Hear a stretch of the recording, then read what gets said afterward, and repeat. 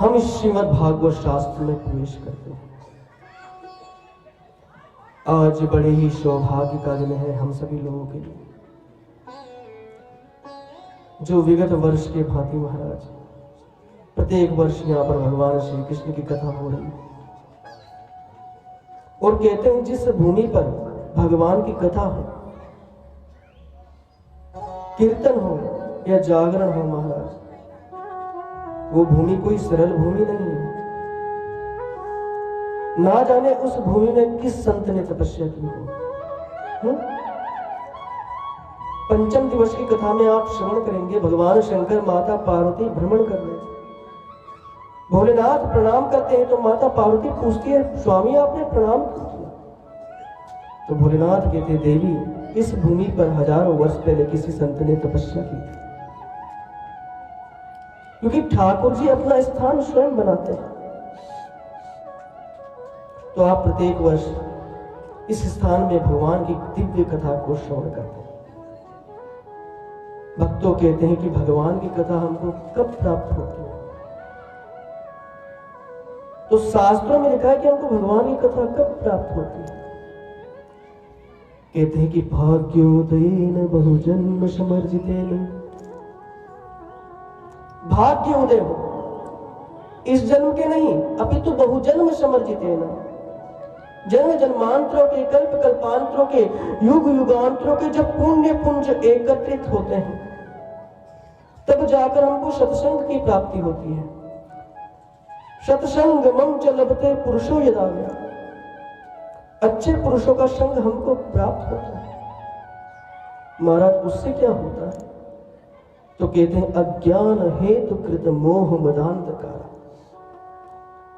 हमारे भीतर जो भी अज्ञान रूपी अंधकार विराजमान है उसका नाश हो जाता है। और नाशम विधाय हितदोदयते विवेका, उस अज्ञान तिमिर का नाश हो जाना और विवेक का उदय होना, यहीं से भगवान की कथा प्रारंभ हो जाती है।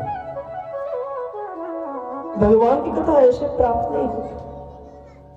भा शब्द कीर्ति वचन, ये भागवत क्या है? भक्ति ज्ञान वैराग्य त्याग के समूह को ही श्रीमद् भागवत कहा गया।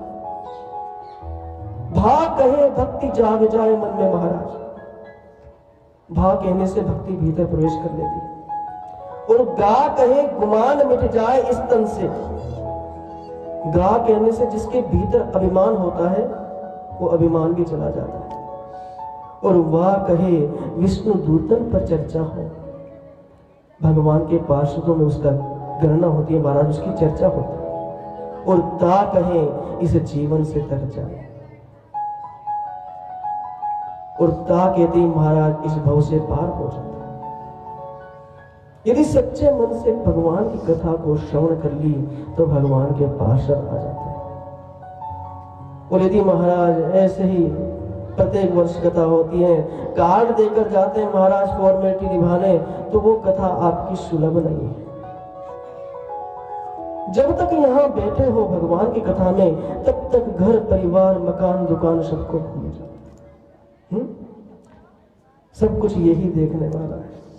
हम भगवान को कहते भी तो हैं आरती में, क्या कहते हैं कि प्रभु आप सभी को देख रहे हैं महाराज। संसार को कौन देखता है? भगवान। तो जब आप यहाँ बैठे हो तो भगवान आपके घर परिवार और मकान दुकान सब में दृष्टि डाले हुए। ये श्री का अर्थ क्या है महाराज? श्री का मतलब होता है श्रेतीति इति श्री, जो राधा रानी है उन्हीं को श्री कहा गया है।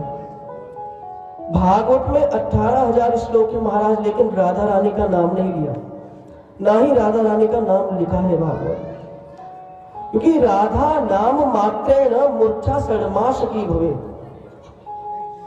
यदि राधा का नाम ले लिया जाता तो सुखदेव जी की 6 महीने की समाधि लग जाती।